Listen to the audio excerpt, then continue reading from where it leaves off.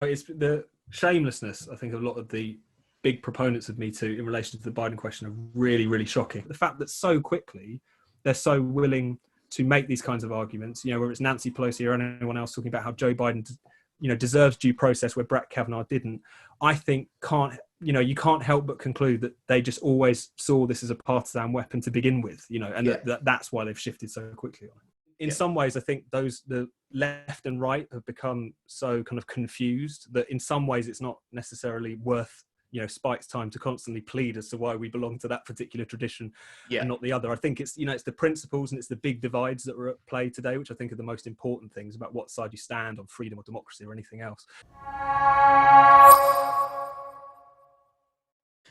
All right, I'm joined today by Tom Slater. Tom is a well-known journalist and commentator and is the deputy editor of the online magazine Spiked. He's had articles published in The Spectator, The Telegraph, Time Out, and a bunch of other publications as well. He's also a regular commentator on TV and on the radio. He's the editor of The Unsafe Space, The Crisis of Free Speech on Campus, and he also hosts the Spiked podcast, The Last Orders podcast. So, yeah, he's a very busy man. To begin with, why don't you just let people know a bit about Spiked and kind of what Spiked is and how you got involved with that and so on. So Spiked, we're an online magazine, radical political magazine, very committed to particular principles that we feel like have been missing in public debate for a very long time, particularly issues around freedom of speech being a key one for us, and also the issue of democracy, which is one of the reasons why we were very vocal supporters of Brexit and have been defending it ever since. And yeah, we publish every day, range of, as you say, articles, podcasts, and anyone interested in that kind of slightly more distant pro-freedom, pro-democracy viewpoints worth looking into. Okay. So when was it that you kind of got involved with Spiked at the beginning? So I have been writing for Spiked for quite a long time. I joined the team in 2013, originally writing about culture, but got more and more involved in writing about politics. And I spent most of my time there working as deputy editor, running the magazine, also running a lot of particular projects that we do around freedom of speech. We used to run university rankings for freedom of speech for a number of years. We toured campuses on this issue, both in the UK and the US. That was a particular focus of mine as well. Okay.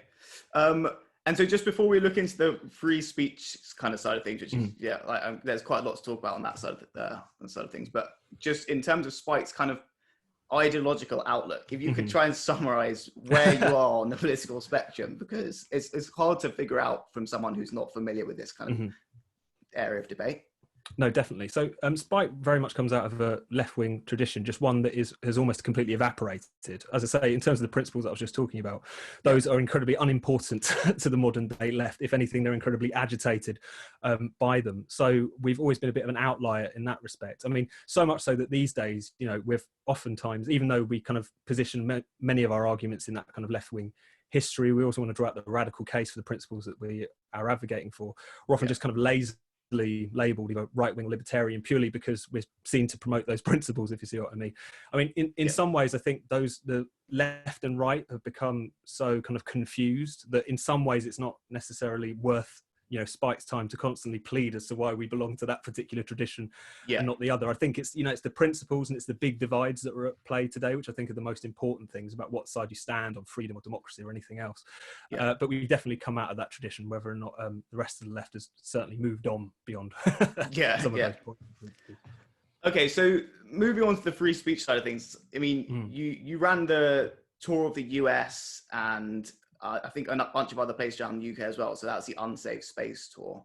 And you also wrote a book about the crisis of free speech on campus, and it's something which Spike covers regularly. So, I mean, you're obviously quite well versed in this whole area. What is it that you see as the crisis of free speech, if you see what I mean, at the moment in the UK and in the West? Well, it's difficult because it has a very long history. And I think that's one thing which the contemporary debate doesn't necessarily always pay attention to. People treat the issue of campus censorship as if it flared up basically over the course of the past 5, 6, 7 years, whereas it's got a very, very long history. There's always been elements within student politics and certainly within university bureaucracies trying to crush speech. That's really nothing new. But I think the thing that's really probably brought it to bear at the moment is, on the one hand, you have an incredible kind of intolerance, you know, in society in general. You know, there is a growing consensus, the idea that speech is effectively violence. You know, you see that enforced via things like hate speech laws. You see that underpinning a lot of the arguments for censorship on campus today. And I think the other thing that's really brought it to the fore is the rise of this identity politics, which I'm sure you've talked a lot about on this show, and it's something that Spike talks a lot about, given the fact that for whatever reason, it is the most intolerant form of politics about today, you know, kind of regardless of the arguments that it makes.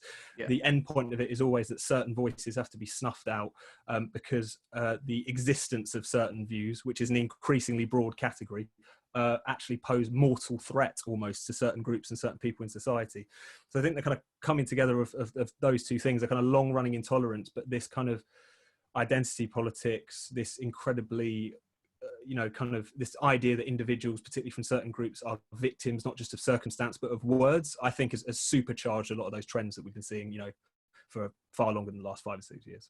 So do you think this stuff started in the ivory towers and then has disseminated into wider liberal mainstream culture? Or do you think it's something which has just kind of emerged in line with social media becoming more prominent in public debate? What do you think gave rise to the situation where things have seemed, or at least from my perspective, it seems like things in the last sort of decade or slightly more than the last decade have become increasingly censorious? And it's hard to exactly pinpoint what it is that's given rise to that shift? Or do you think that that's just a tendency which has always existed and you've only started to focus on it now? What's your view on the whole background of it? Well, it's difficult because, as you say, it's a kind of chicken and egg question. You know, is it something that it came from the academy, that there was a body of ideas articulated, which is certainly true. You know, there's trends in academic thought which have really led to this idea that speech is violence, you know, whether it's kind of critical race theory, a lot of postmodern thought, a lot of kind of the cultural studies left, which emerged in Britain in particular, you know, in the post-war period. You have a lot of these strains which have kind of contributed to it. But at the same time, I think it's also quite clear that, particularly in Britain, you know, on the basis of law, we've had hate speech laws in this country for a very long time. And if you get into an argument with quite a kind of censorious student, they cite these things. They say, you know, there is speech that should be, that is as a matter of law is snuffed out because it's deemed to be too racially or in terms of inciting religious hatred, too harmful. Therefore, why can't we say that someone who believes that, you know, there is such a thing as biological sex also don't fit into that category? So there's definitely a kind of a relationship between the two. And I think the thing that's probably one of the big things that's changed, particularly in recent years, is the extent to which the academy, which is kind of founded on the idea of freedom of speech, it's supposed to be a place in society that, if anything, is set aside more for free discussion and more for open debate, almost more than anywhere else, has started to capitulate to this stuff a lot more. I think that's a key aspect which is really not often accepted, which is that really these students who've been saying that so-and-so needs to be no platform because they're a hateful bigot and they pose a threat, they're often just kind of cowed to. Their arguments are often not really taken up. There's been an incredible kind of cowardice in meeting those kinds of arguments. And I think the most extreme examples you see that are, you know, things like in the US, the kind of Evergreen State University. Wait, can give a background of how that's absolutely mad. So just give like a bit of a background on that. No, definitely. And this is kind of like one of the most extreme examples of what I'm talking about, right? So you've got Evergreen State University. It's a very, very liberal university. And there is a professor there called Brett Weinstein who took issue with a protest that was happening on campus, which was this idea of a day of absence, something that they've been doing at the campus for a very long time, in which the ethnic minority students and faculty would leave campus to demonstrate the contribution that they otherwise made. One year they decided to flip it on its head and basically ask the white people to stay away for a day. And this professor, despite his, you know, immaculately left-wing credentials, said that he took issue with this. There's a big difference between, you know, absenting yourself and then asking people to stay away. And he was hounded for this. You know, students basically chased him off campus. And I think the most fascinating bit of it is that the head of the university just completely kind of gave in to them. You know, I think he ended up hiring one of the people who were involved in the protest. There's amazing footage of him, you know, basically trying to make his case, being shouted down, constantly apologizing for himself. And I think that, in a really extreme example, the point in which you basically had these mobs running around campus completely undeterred, is a kind of really extreme example of what I'm talking about. No, but I'm not even sure if it is that extreme. Like, have you seen the footage of them in the canoe? You know, there's a canoe meeting. That's so funny. That's literally like something out of South Park. Like, I couldn't believe it. It was literally just members of staff getting on stage, including lecturers and PhD students and so on, getting on stage and just basically prostrating themselves in front of a mob of furious people. And just some of them were crying and stuff and just saying things like, I am a white supremacist, I am a white supremacist, even though they unbelievably blatantly are not a white supremacist. There's so many issues with that, which I want to dig into. So, for example, did you see that? I think it was the dean. I'm not sure what the right term is, but the guy who's basically in charge of disciplining either the students or Brett Weinstein and his kind of dissenting colleagues was accused of being a white supremacist, despite being one of the most liberal people on the planet, pretty much. And his response to that was like, "Oh, I don't think I'm a white supremacist, but maybe I actually am." Like, it's so South Park. And I think so. One of the points I want to talk about with you is that I, like you and you guys at Spike, share a lot of the concerns about people like that with that worldview restricting our ability to discuss certain issues, or being in control of the Overton window, i.e. the window of acceptable thought and discussion. I think those people are a very small minority, but are very, very influential and have been able to shift things quite a lot. So one of my major concerns is that when it comes to free speech, those people deciding what is the really far right speech, which we should not be allowed to hear, for example, I don't trust their judgment at all. But where I think I have a slight parting of ways with you guys, but I'm not sure, it'd be interesting to discuss it, is on the commitment, on the kind of free speech absolutism side of things. I know that you guys at Spiked, correct me if I'm wrong, tend to think of yourselves as free speech absolutists. So what you primarily care about is just the principle of free speech itself being defended, almost in a First Amendment type way in America, which I definitely understand and have sympathy with. But I can see the argument for, if there's a far right figure, or very, very far right figure, a fascist or an Islamist extremist, for example, who wants to speak on campus, I can see why you could listen to the argument that those people speaking in public might encourage more people to go along with what they're saying and spread their ideas. So I'm not as driven to protect the right of an Islamist or a jihadist or a fascist to speak as I guess Spike would be as free speech absolutist, because my main concern is that the people who are in charge of defining what far right is at the moment don't have a very good judgment. So is that something which you would tend to take issue with? Would you be like, no, we just defend it as a matter of principle? It's the principle above all. Well, it definitely is the principle above all. And I think because it comes down to that question of who decides, and what you were talking about there is kind of the perfect illustration, because when people think about censoring speech, sometimes I don't think about it as censoring speech, but the kind of speech restrictions a lot of people are comfortable with, even people who, you know, generally get the principle, are, as you say, the most extreme, the most bigoted, you know, things. We know it when we see it, really. You know, if it, as you say, if it's an Islamist or if it's a fascist or whatever. I think the problem is that it still stands, the point still stands that one person's hate speech is another person's deeply held moral belief.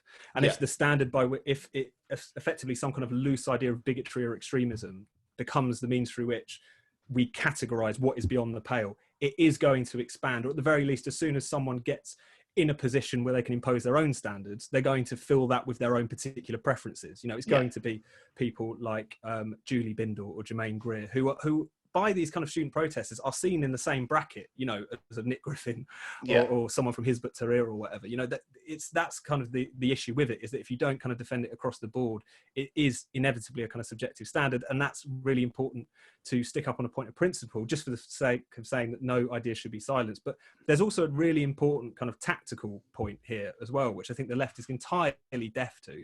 You know, it's a historical fact that, you know, Weimar Germany had laws prohibiting libeling the Jews, etc. This wasn't something which stopped Nazism in its tracks. You know, if anything, various prominent members of the Nazi Party used these convictions as a kind of propaganda exercise to demonstrate how, you know, the authorities were trying to clamp down on them.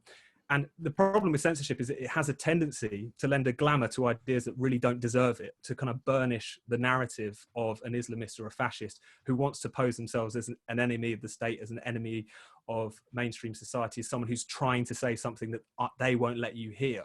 So even on there's the principal point, but there's also the tactical point. It just doesn't strike me as particularly smart to either hand the weapon of censorship to some authority who might not always be aligned with your views or, you know, in your control. And on the other hand, to basically just lend so much more glamour, so much more of a platform in a sense to people by shutting them up, because it tends to just make them and their supporters think that maybe they actually do have a point.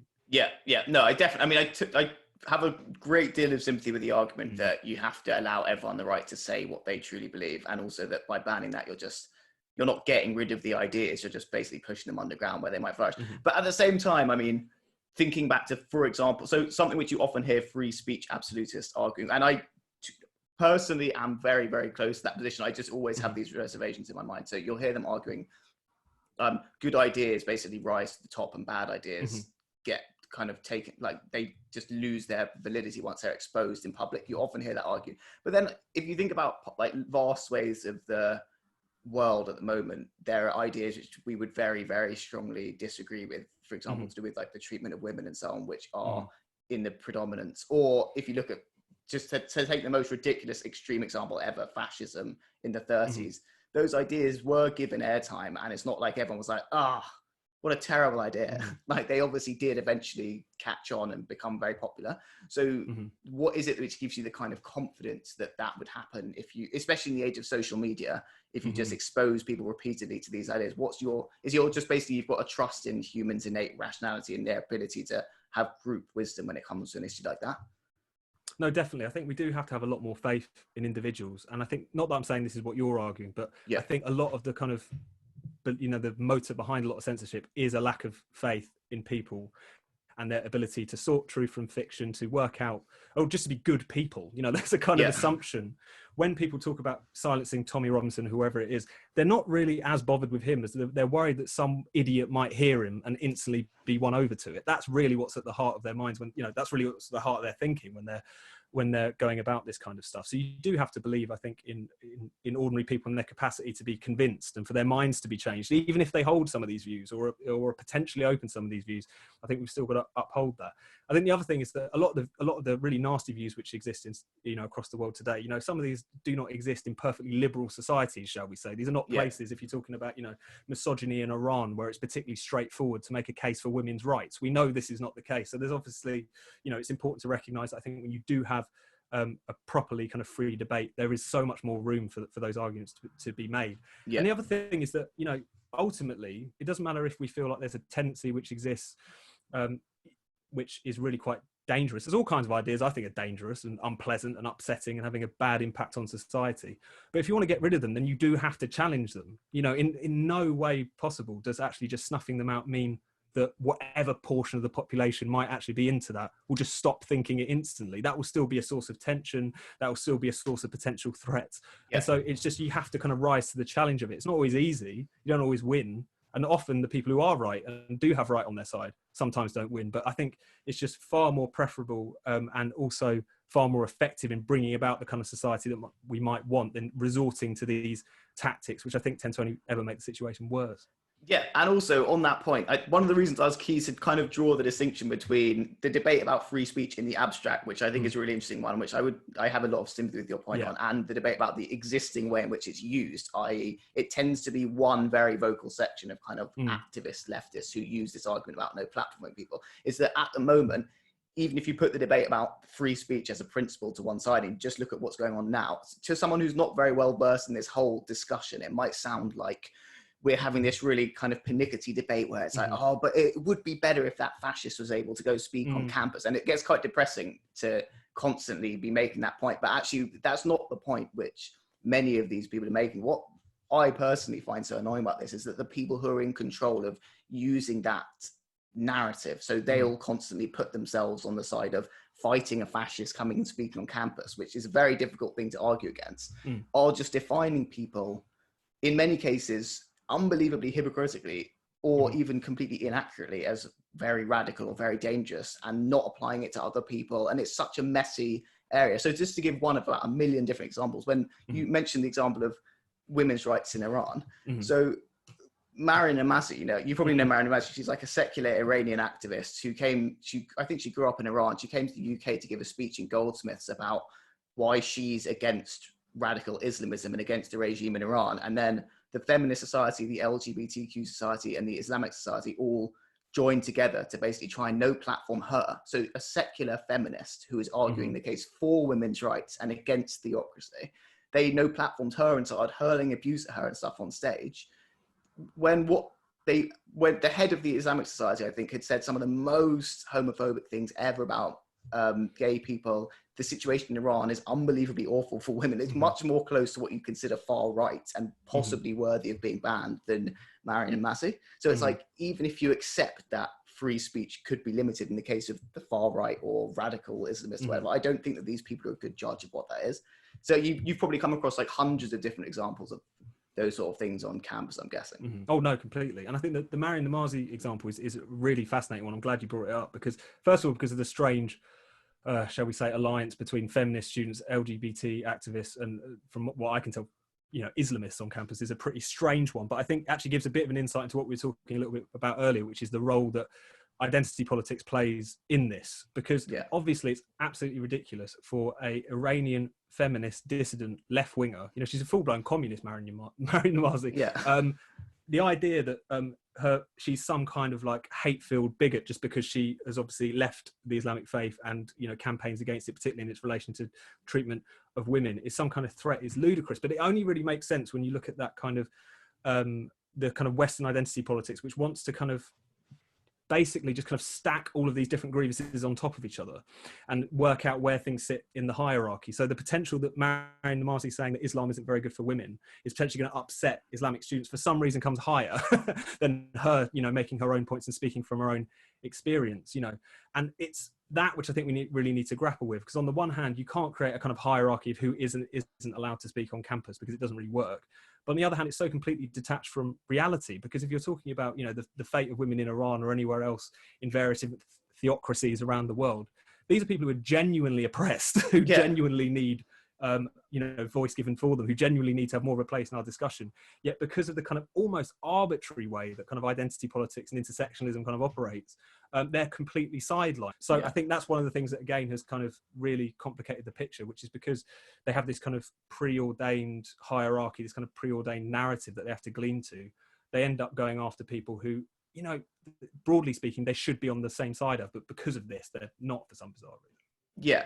And also on the kind of opposing Islamophobia point. So I would actually say that, there's a huge debate to be had about the nature of the term Islamophobia, like what Majid Nawaz says about it's better to use the term anti-Muslim bigotry. But definitely, I think that it's worth being concerned about anti-Muslim bigotry in the West. But it's much more complicated than that anyway, because loads of what's going on in Iran, for example, it's not like what's going on in Iran benefits all Muslims. It's such a basic picture being painted in black and white terms of how to deal with these situations, and it's treated like you'll get these people. So another example of that is, I think there was the Christian Union somewhere was banned from giving out leaflets in the Freshers' Fair at Edinburgh or something, because it's a microaggression to have the Christian Union in the Freshers' Fair. So I'm a massive atheist. So from my perspective, it makes absolutely no sense that you would ban the Christian Union, because even the Christian Union being present is considered a microaggression. And you would also ban someone who's criticizing religion, because her being present is microaggression. It's impossible to marry those two things up unless you just get into this whole power structure hierarchy dynamic, which it's basically just like pseudo intellectual, in my opinion. And there's no way of rationally marrying all of those different things out. Another example is like some of the Corbynista movement were the most vocal in terms of no platforming and trying to silence the far right, trying to silence extremists. And so if you get, there'd be guilt by association is what they'd love to do. So I saw on Twitter, I don't want to name names, but Yasmin Mohammed is someone who grew up, she was forcibly married to an Al-Qaeda husband and managed to escape. And a left winger spoke out in support of her. And then the Corbynistas started piling on that left winger because she had associated with Yasmin Mohammed, and Yasmin Mohammed had been critical of like the faith she grew up in or whatever. It's like, so that guilt by association exists there. And then you look at something like Corbyn hanging out with members of Hamas who say in their charter, if you see a Jew behind the tree, go stab the Jew to death. And they're like, whatever. No worries. Like there's literally no logic to it at all. That's, I think, from even kind of an apolitical perspective, it doesn't make any sense. No, it's completely balmy. I think the other thing that I would say on the question of Islamophobia in particular is that so many of these people who are at the forefront of saying that we must silence speech that either criticizes Islam or could be seen to be some sort of affront to the Muslim community. I think we really need to push the point. On the one hand, a lot of the time they don't really understand this community that they're trying to speak on behalf of. Islam is a very diverse religion. There's all sorts of different views within it. There's all sorts of different members of that community. There's treatment of them as kind of this monolithic, intolerant thing that has to be tiptoed around. I think is incredibly demeaning in many respects and really doesn't speak to the full picture. And the other thing about it is that there's no more mainstream Islamophobic perspective that I can think of than the idea that this one group in society, this one particular religion, needs to be force-fielded from offence, needs to be force-fielded from everyday debate, because they're kind of not like the rest of us. They'll get more upset, they might fly off the handle. These are kind of the implications of what it is that they're saying. And that, as far as I'm concerned, because again, the issue of whether we want to call it Islamophobia or anti-Muslim bigotry or whatever, it's a core problem that of course we do need to tackle, but tackling it should be premised on the one hand, treat these people like adults, and on the other hand, not kind of expanding the term so much to the point where we're just talking about, you know, a far more kind of nebulous idea of Islamophobia rather than what it should be, which is straightforward bigotry, which we know when we see it. So I think it's just worth pushing that argument that in terms of the most mainstream Islamophobic perspective I can think today, it's definitely those people who effectively see Muslims as kind of like children to be looked after rather than other citizens in this society who should be involved in the cut and thrust of debate as much as anyone else. Yeah, well, I definitely agree with the point about homogenizing entire groups and speaking on behalf of them. That's definitely what that section of the left tends to do quite often, which I find very disconcerting, because it also just does it very selectively. Yeah. As in, so if the Jewish community comes out and says, I'm against Corbyn hanging out with Hamas, which obviously there's no such thing as a Jewish community, but if that happens, a lot of them will be like, oh no, those people don't represent the Jewish community. So it's like they're all Boris Johnson supporters or whatever. Yeah, so there's so many double standards. But then again, I do think that I do worry about just saying that, oh yeah, obviously it obviously is patronizing to talk about the Muslim community in that way, but at the same time, there is obviously bigotry on the right, which I guess rationally a lot of Muslims would be quite worried about. Yeah, just kind of unrelated to this culture wars thing, which I guess is always just worth pointing out. But that, I guess so. you can just take that as a given, really. And I think just on that, I think it's also quite important that because the thing about the far right and the hard right is that they have really exploited the mess that we've gotten into on this particular issue. You know, because if you get into a situation in which any criticism of Islam is deemed Islamophobia, despite the fact that, you know, like yourself, I'm an atheist, I should reserve the right to criticize religion. I didn't think it was a that controversial thing to do up until a few years ago. You know, no matter what faith it is.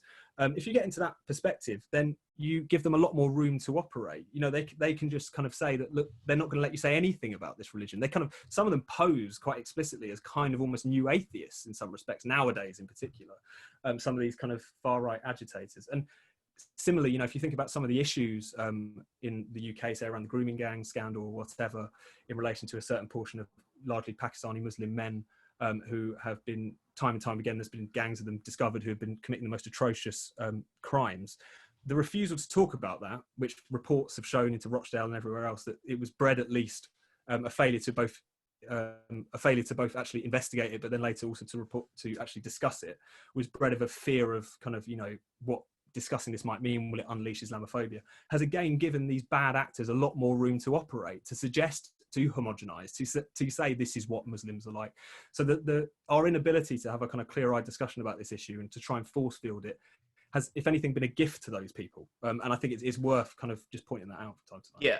I mean, there's also that issue. That is just another example of how this kind of woke politics. So another thing I want to talk about, so I guess we can get into it now. So that kind of comes into the woke politics side of things and the free speech. All of that has, all of those different perspectives have validity, some of the points which they're making. So for example, woke, there's this kind of anti-woke movement. I totally understand the impulse behind that. And I totally understand what people find oppressive about being told exactly what to think all the time. But in terms of the way in which you would talk about individuals from different communities, or you would talk to an individual, basically on a micro interaction level between people, I actually have some sympathy with the woke point. So I really don't like when people just throw all of it out, like the baby out with the bathwater, and it's like, if only we could go back to the days and we could say, you know, all whatever we want. And actually there's obviously a degree of, I just never feel very comfortable when you go into a pub and someone's making a slightly iffy joke. So I kind of tried to distance myself from that. But I guess the thing about the woke situation is, in terms of its political application, it's all very well to be unbelievably obsessed with microaggressions and saying that it's a microaggression to have the Christian Union on campus. And then you take that stuff really, really seriously, whilst at the same time, there are massive grooming gangs where like the systematic rape and abuse of kids across the country is going on. And those people don't bat an eyelid about it and basically just try to shut down anyone who raises concerns about it as a racist. And I think that disjuncture is something which is putting so many people off. I think the thing that's worth remembering about kind of woke politics, as we might call it, is on the one hand, it has these remarkable blind spots that we talk about, you know, in relation to the scandal. You know, the anti-Semitism one being the most remarkable to me, you know, you had the most woke people in Britain, you know, pretty happily voting for a leader of the Labour Party who most charitably, you could say, has fraternized a lot with people from deeply anti-Semitic organisations and with deeply anti-Semitic views. Is really quite strange. But I think the other thing that's part of that, which is worth talking about, is that also woke politics, which is one of the things that makes it quite hard to challenge, certainly, with people on the left, is it claims to basically be about anti-racism. And I don't think it is. I think it's about something a little bit different. I think it's what it's trying to really promote is a form of identity politics and a form of kind of re-racializing of society, but just what they deem to be along more progressive lines. I thought that was interesting. You mentioned the kind of microaggressions example. It was at the University of California, I forget which campus, but a couple of years ago, their microaggression policy was published, and included on it, and you see this from time to time as well, was saying statements like, "I do not believe in race and America is a melting pot." And I thought that was a kind of nice little example of how, because this kind of woke set, this kind of identitarian left that exists, are so obsessed with basically often burnishing their own victim credentials in order to feel like they have more of a position in a particular public debate, because the kind of idea of this kind of hierarchy of oppression is so rigid. They have ended up placing more and more emphasis and importance on racial difference than it did exist previously. There is this, it is genuinely the point now, and you hear a lot of people on the left say this, which kind of appealing to kind of like, Kingian principles around, colorblindness and whatever, is almost seen as like a right-wing dog whistle. That's kind of how they see it at this point, because they've entirely junked that as an ideal. If anything, what they kind of seem more intent on creating is these kind of little bubbles who from time to time might meet, but still are separate and distinct and shouldn't mix too much. And I think that's a really kind of concerning aspect of it, which on the one hand, the woke set have a lot of blind spots where anti-racism are concerned. But I think part of that, or at least part of the picture here, is the fact that in a way, anti-racism is not primarily what they're interested in. It's this grievance politics, which seems to me to only end up racializing society more than overcoming these differences, which was supposed to be the point of it in the first place. I don't think there's like serious racism on a widespread basis as it's always discussed. But I also think that in 10 years' time, we'll look back at some of the things probably which are normal, like acceptable-ish now or 5 years ago, and be like, oh yeah, that was a bit dodgy. So I think that some of those woke people have a point and are aware and are quite nuanced in their understanding of things which aren't huge issues at all, but I don't want to just dismiss them as completely meaningless. But those points, which I'd be happy to listen to, I'll get, first of all, there are the massive blind spots you talk about, and also they get so caught up in the political wokeness, which actually often is just completely nonsensical. Or is just an opinion, which they've managed to basically co-opt being woke away from meaning being very sensitive to what might or might not be offensive to some groups, and to mean you must agree with this woke political agenda, otherwise you're basically really racist because you disagree with my critical theory-based view of what happened. So to take literally one of about a million examples, when Lawrence Fox said that he didn't think that Meghan Markle was pushed out of the UK by a racist press. So personally, I don't think that the UK, there obviously are not like dickheads who are quite racist towards Meghan Markle on social media and so on, but I don't think the main reason she was unpopular really was her race. I really don't think that was why. I could be wrong. They've managed to create this narrative where just disagreeing with that interpretation is as bad as being racist. And that is what I think is the really big problem, how they've managed to just mash it all together into one kind of way of thinking. And you just can never dissent in any way, or you're just racist. No, I think the Lawrence Fox example, I think, is actually quite interesting, because if you remember before the Lawrence Fox thing, and people must have seen it, when he went on Question Time, made these explosive comments, it was basically, a story for about a week afterwards, just kind of constant kind of, hand-wringing and discussion and talk about this new woke politics and how nefarious it was and how he was positioning himself as this kind of figurehead of it. The thing that struck me was the last time we probably had a Question Time blow up of that proportion was when about 10 years previously, Nick Griffin from the British National Party. That tells you a little bit about where we were then and now. Back then it was the debate, which is kind of the debate we started with, which is about how far do you push freedom of speech? How far do you push who do you give a platform? Do you genuinely give one to someone who, in Nick Griffin's case, is an unalloyed bigot, fascist and idiot, as it turned out as well? Or, should you no platform them effectively? That was where the debate was then, and it was very testy. Now, you almost had a kind of similar level of outrage about someone who just dared to say that maybe Meghan Markle, maybe Megxit is not about racism, and criticising identity politics, and yet it felt the blow-up was almost the same size. And also, like 2 days, I think it was literally 2 days after that or something, footage came out from somewhere in the Middle East, I think it was Afghanistan, of a woman being literally stoned to death. And there wasn't a peep on social media. So it's like, fine, you can disagree with Lawrence Fox, you can think he's really racist, whatever, but if you're really worried about protecting minorities, protecting women's rights, then you should be aware of, or even mentioning or concerned in some way with the fact that women are getting literally the handmaid's tale in real life. All right, we've got limited time, so let's move on to Brexit, which is so you guys at Spiked have been pretty pro Brexit throughout the whole campaign. What is it which made you conclude that you were pro leaving the EU? Well, I think for us, the issue was always the democratic issue, first and foremost. I think the kind of issues, the economic question, I think is important, obviously, but I think it's a side issue to the fundamental question. Is about Brexit is a question of who rules. You know, is it ordinary people, or is it people who are unaccountable and therefore, you know, don't have to actually align with what it is you as a policy want? That was really the kind of sheer thrust of it, insofar as that the European Union is a kind of unique organisation in many respects in the nominally democratic world, as far as you've got a parliament that has absolutely no power, just a huge bureaucracy which has the power to initiate legislation and policies, whether it's on borders or state aid or various other rules, which are basically a matter of treaty law, almost impossible to change. You know, certainly just one particular state that might take issue, it's impossible to change course. So that kind of core kind of issue was something that we always put front and center of that. I think everything else is subordinate to it. And I think personally, you know, seeing this develop over the years, because I think as a lot of people, the EU issue only really kind of came really into the kind of focus of our minds when the referendum was called and, you know, when the actual debate started to gear up. But the first time I started to think about the European Union was again on that kind of democratic question. You know, when you see in 2008, you know, the Irish reject the Lisbon Treaty, which again was this kind of power grab to try and, you know, further empower the Brussels bureaucracy. They're just made to vote again a year later. And you think something's not going right here. You see that happen time and time again. Every time a European nation has voted against the European Union, apart from in June 2016, it basically either just gets ignored or passed by.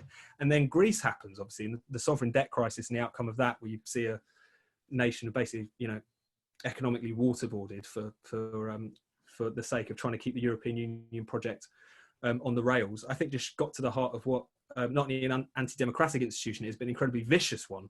I think that, and the thing that always struck me throughout the campaign and even to now, is how absent the left were in that discussion. You know, partly because there was a small but nevertheless pretty distinct section of the left which still held on to some of the Eurosceptic principles, which used to be a lot more popular in kind of decades hence.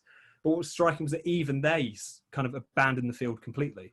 And I think that really kind of spoke to how important it was that that democratic message was put front and center, because in the end, that was the main issue. That was one thing the left used to focus on more than anything else, and yet they were completely absent from it, felt like. So just on the Greece issue, though, do you not think there's an argument that, I mean, I'm not an expert on this, but Greece essentially did behave in a very unreliable way in relation to its own debts? Well, I think the thing is, and this is one, you know, kind of regardless where you stand on the kind of, you know, particular economic questions in relation to debt and how that was kind of run up. I think one thing that you saw was really interesting around the Greece discussion, where you had a lot of people on the right, kind of aligned with people on the left, to talk about how the treatment of Greece at the hands of the Troika was so utterly insane, because not only it was effectively the policy of, you know, these bailouts, which came with incredibly punishing austerity, effectively made it less likely that Greece would repay its loans. You know, this is the thing, like less likely that it would actually be able to repay its creditors, because, you know, the depression that was enforced in that country was so severe. And so that, I think, leads you to the conclusion that there was another motivation in this. There was a political motivation. There was this idea that these nations needed to kind of be punished in some sort of way. And also that even though when, for instance, they elected the Syriza government, a pretty clear sense that to make clear that it doesn't matter who you elect, these are the rules. You know, it doesn't matter if your nation wants to go a different route, wants to try and renegotiate these bailouts. You're not allowed to. And that was a pretty clear distinction from when, you know, Jean-Claude Juncker had this famous statement, elections change nothing in relation to this particular issue. So I think beyond the kind of, you know, the nitty gritty of the situation in Greece, I think it was quite clear what that was about. And I think that was something which should have been alarming to anyone, really. And so what did you make of the response? Were you surprised by what happened after the referendum? So basically the fact that most of the political establishment in the country tried to stop it being, the result being enacted. Well, I think it was the severity and the explicitness of it, which was quite alarming. Because as you say, you know, this was something that we knew that the European or the pro-EU elites do. You know, they don't accept votes which, you know, as far as they would see it, go against what should be the natural order of things. It was a profound challenge to their entire kind of right to rule, really. And I think you kind of saw how much they kind of scrambled to try and undermine that. But what was kind of interesting was that arguments against democracy are nothing new, and certainly have been present in the recent period, you know, even before Brexit, but they were always kind of euphemistic. Yeah. You know, there was always a kind of element of, you couldn't really come out and say effectively that people are stupid. Allowing them to vote is a terrible idea, because they will just bring about tyranny, Nazi Germany. Like, you assume those were the prejudices motoring it, but few of them really usually had the guts to come out and say it. Yeah. Whereas in the wake of the Brexit vote, all of that was just completely explicit. Yeah. You know, David Lammy MP, day after the result, saying this madness needs to be stopped by Parliament. You know, constant discussion about all of these, given the fact that the vote was, you know, there was a large amount of older people who obviously voted for it, suggestions that we should rehold the referendum at a certain period afterwards because enough of them will have died off, therefore we don't need to worry about it.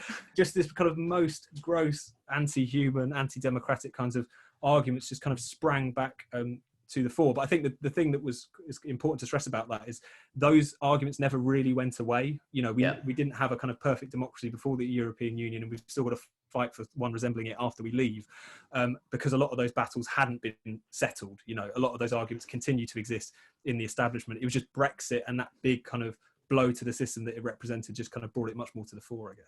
Yeah, definitely. I mean, it was quite amazing to watch those arguments emerge and then become more and more explicit as time went on. Mm-hmm.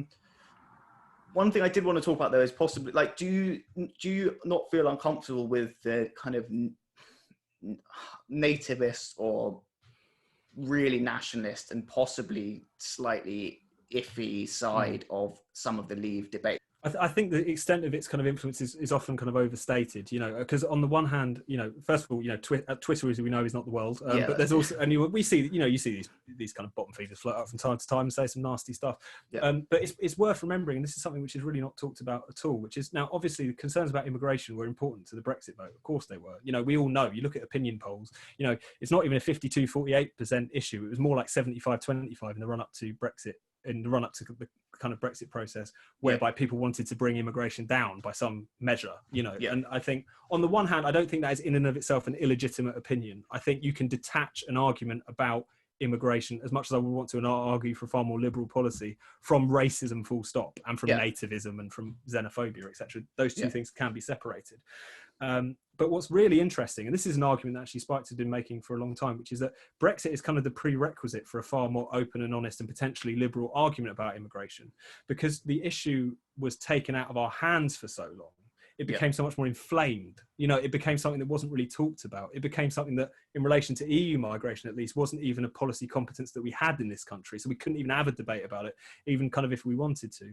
And you see in opinion polls since the referendum, views towards immigration has been softening. And I think that's a perfect example of the fact that you can, when I think its importance as an issue, the fact it used to always come top in terms of voters' preferences in poll after poll after poll, a lot of this was that kind of tendency, I think, was slightly inflamed by the fact it wasn't something that we were able to talk about. And I think actually taking control over your own borders is an important prerequisite of working out how liberal you want to be in terms of opening them. And I think in terms of being able to have that discussion, it's quite an important thing. And just in general, I think the extent to which the idea that, you know, the Leave vote was on at least in large proportion motored by xenophobia and bigotry, I just don't think it's brought out by, you know, the kind of social attitude surveys in relation to those questions anyway. You know, you see a real kind of steep decline in those kinds of attitudes. And I think the tendency to kind of focus on that small aspect of the Leave vote, which might have actually held those prejudices, was purely to the kind of anti-democratic ends we've been talking about, rather than actually having an honest discussion about, you know, how much those views might have existed. No, I definitely have a lot of sympathy with those points. I mean, I guess so we might slightly differ in the sense that I do have a slight concern about the fringes and some of the underlying current of the Brexit discussion, but I definitely understand that it's possible to be very fed up by the way that those things are used and just weaponized to the end of what they want politically on the Remain side, I guess, which I just find so, it's really disconcerting to see it happen, I think, especially because on something like immigration, it's not necessarily the case that wanting less immigration makes you dislike immigrants. Obviously, that's quite a niche point, but it's actually quite an important one, which I don't think is discussed very often. Because I think most of those attitude surveys show that Britain is basically unbelievably tolerant of people who are immigrants themselves. Like my family are historically immigrants, but I don't think that that means that you have to be in favor of just completely open immigration, or of basically outsourcing immigration policy to a massive international body. So there's definitely a distinction to be drawn there, which never is. I want to move quickly on to one. We might have time for two more topics to discuss. So why don't we go on to the US election, because I guess loads of the issues we've been discussing now are present and key to what's going on there. So what have you made of kind of what's going on in the US in terms of the run up to the election? What's your thoughts? And I know you discussed it the other week on your podcast, the Spy Podcast. Well, it's an incredibly complicated picture, I think, at this point, not least because obviously we've got the coronavirus issue, which is completely, upset any kind of expectations we might have had about what might happen in this election. Trump was going into this thinking that he could just ride on his record on the economy, and obviously that's been completely put in the toilet. You've also got Biden, who was shall we say, a weak candidate to begin with, but continues to kind of almost mentally disintegrate before everyone's eyes as we go through this. He seems to be holding up pretty well in the swing states, as it were. I just can't. I mean, it's one of those elections where I think because of the kind of broader crisis, kind of a lot of the issues that motored some of the tensions of the last election have kind of been slightly dissipated. I think it's going to be a very odd campaign. It's going to be a very odd race. And I think what's striking about it is that it's just so unpredictable. And I think, but whereas previously the unpredictability about it was, this group of voters who are moving away from the Democrats kind of thinking they were going to take a chance on Trump, with the whole question in this election was, are enough of those people going to move back? Will, Joe Biden, as this kind of more everyman figure, be able to reconnect with them? I think coronavirus has just put the cat entirely amongst the pigeons and just makes you think that who knows where this is really going to land at the end of all this. Yeah, definitely. And what do you think about the allegations against Biden and also the footage of him with the kids? Because I talk about this basically every podcast. I sound like so particularly interesting. Yeah, I love that footage. I used to read Christopher Hitchens all the time, and Christopher Hitchens wrote this entire book about Clinton basically just being a massive fraud and a really, really dodgy character, especially the accusations against Clinton about him raping Juanita Broderick, which anyone who hasn't heard about that should look up what the accusations against Clinton to do with Juanita Broderick are. They were very, very, very serious accusations. He was accused of full-on rape of Juanita Broderick, and it wasn't discussed at all by the liberal media or by liberal politicians. I actually really on board with the Me Too stuff. I think it's quite really amazing how many high power people there are who just behave like absolute creeps and never get called out for it. And I think it's completely valid for women to be concerned about this stuff, but it's so unbelievably politicized and cynically used, because then you've got no mention of Clinton. You've got Clinton on stage criticizing Trump for being disgusting to women when he's been accused of raping someone and there's no ramification to it. And then it comes to Biden. I think didn't Alyssa Milano, whatever her name is, one of the founders of Me Too, initially come out and say, oh yeah, but it doesn't matter about the accusations against Biden because I kind of support him anyway. Yeah, no, it's the shamelessness, I think, of a lot of the big proponents of Me Too in relation to the Biden question are really, really shocking. I think it's worth saying that obviously we've all seen those Creepy Joe videos and him like nuzzling people and making people look slightly uncomfortable. I think it's worth saying that a lot of those have been, in a lot of those instances, people will come out and say, he was a friend, he was comforting me. And I think it's worth making a distinction between that and what Tara Reid is alleging, which is obviously far more serious and is something which is of a different nature, shall we say. And I think what's kind of interesting about this is, on the one hand, of course, Biden deserves a presumption of innocence. But at the same time, what's been so striking is that both Biden himself and many of the people who are now making defenses of them have obviously not extended that right to other people in the past. In the midst of the Kavanaugh circus, around this Supreme Court justice and his confirmation hearings, who was accused by Christine Blasey Ford and a few other women, although that was seen as the most credible accusation of sexual assault, you had everyone pile in and basically say that this accusation alone should damn him. Biden himself even made a statement saying something to the effect of, if you're going to step out as a woman into the glare of the public eye and make comments like this, we should start from believing that the essence of what she's saying is true. Fast forward to today, did you do this to Tara Reid? Point blank, no. So this is a kind, there's obviously a kind of hypocrisy here.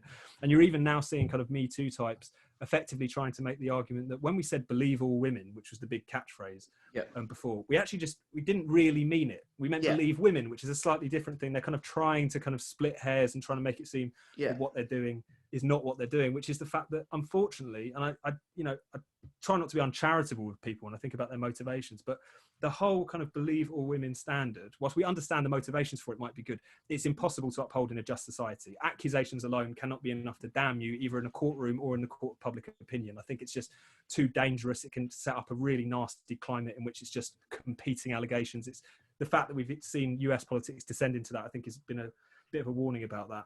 But at the time, you kind of think maybe they have just kind of bought into this as an ideology. Maybe that's what you have to reckon with. But the fact that so quickly they're so willing to make these kinds of arguments, whether it's Nancy Pelosi or anyone else talking about how Joe Biden, deserves due process where Brett Kavanaugh didn't, I think you can't help but conclude that they just always saw this as a partisan weapon to begin with, and that's why they've shifted so quickly on it. Tom, thanks a lot for appearing on E2 Review. It's been great to chat, and yeah, you're definitely welcome back whenever you want. What's your Twitter handle and stuff if you want to plug it? Oh, great. No, thanks for having me, Max. My Twitter handle is @Tom_Slater_, and Spiked is just @Spiked Online, all one word. Awesome. All right, fine. Thanks a lot, and speak to you soon. Great. Cheers, Max. Cool.